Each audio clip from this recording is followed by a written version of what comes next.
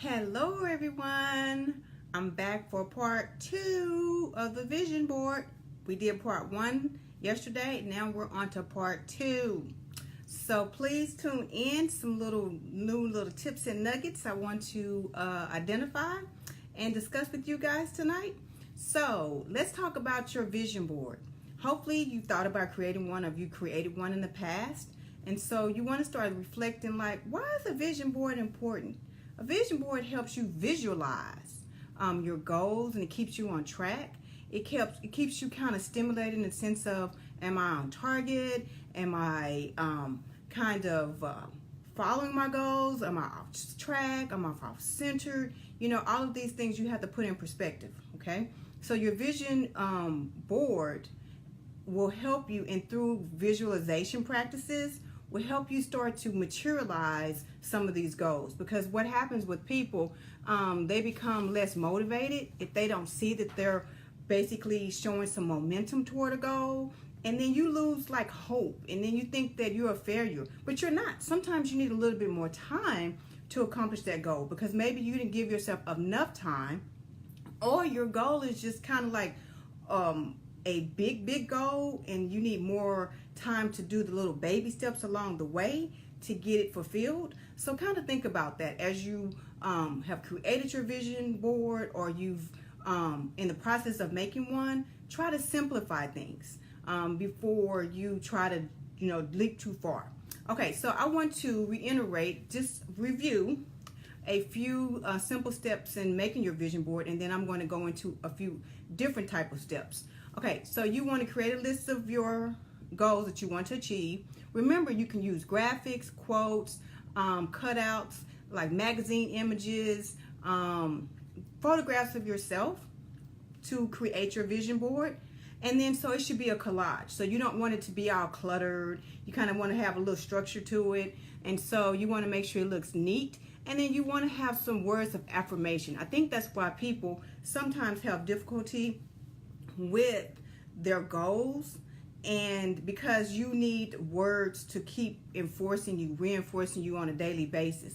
And so words of affirmation would be a great plus to add to a vision board. And so every morning and before you go to bed, whatever your routine is, you can add the words of affirmation as part of your evening routine and morning routine, because you started your day with something positive and you're in with your day with something positive. So just kind of think about reviewing your vision board on a daily basis. Okay, so I have a checklist of the visualization practice. So you want to think about how effective is your vision board that you created by following maybe a few of these points. Okay, so does your vision board really depict your goals? Do you have like a thematic goal vision board like I do, like I shared with you on part 1? And so my part 2 vision board that I've already posted earlier today, it's my Facebook story, and it's also posted in my profile. It's mind, body, spirit vision board. So some of you have more of a centralized theme that relates to all areas of your life. Suppose you want to talk about spirituality, religion, career, finances. So your board will have way more things than I would have, because I only focus on thematic type boards, a few things at a time. That's just kind of how I accomplish my goals. Okay, so does your images symbolize or reflect who you are and how you feel about yourself and the things that you want to accomplish? Also, do you have those positive affirmations stated on that board?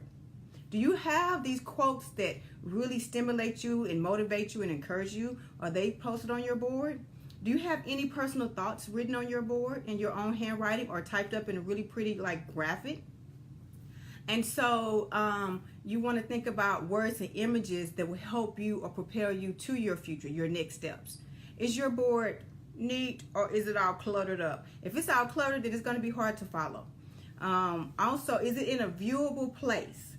Is it close by? Like some people like to put their vision board by their bed, or at their table, so when they're drinking their morning cup of coffee, they have something to reflect on. Think about your placement. If you're just putting this in your office and you never really visit your home office, then that's not a good place. Think about somewhere that you frequently visit, that you can look at it once or twice a day.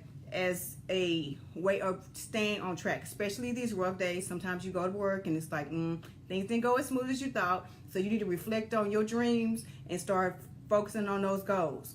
Okay, did you write down the date that you created your goal, your vision board, so you have your goals identified on there? And then also those people that have already created a vision board, have you reflected on your goal, your vision board a year later? So have you saw how much progress you've made, how much momentum you've made by creating your vision board? And it serves like a checklist. This is your own personal accountability. And also think about those words of affirmation. I'm going back to that. Sometimes we need that extra push. So think about words of affirmation that's on your board that you can kind of when you have those stressful moments, you can reflect on your words of affirmation and put you in or just snap you back in a whole more positive situation. You will kind of maybe ignore some of the negativity and you will be drawn into a whole new positive environment. So if you at least have half of the things I've talked about, then you're probably on track. So please check out my Mind, Body, and Spirit Part 2 Vision Board. And I will see you guys on tomorrow. And thank you everybody that stopped by this evening to view my live. Bye. See you tomorrow.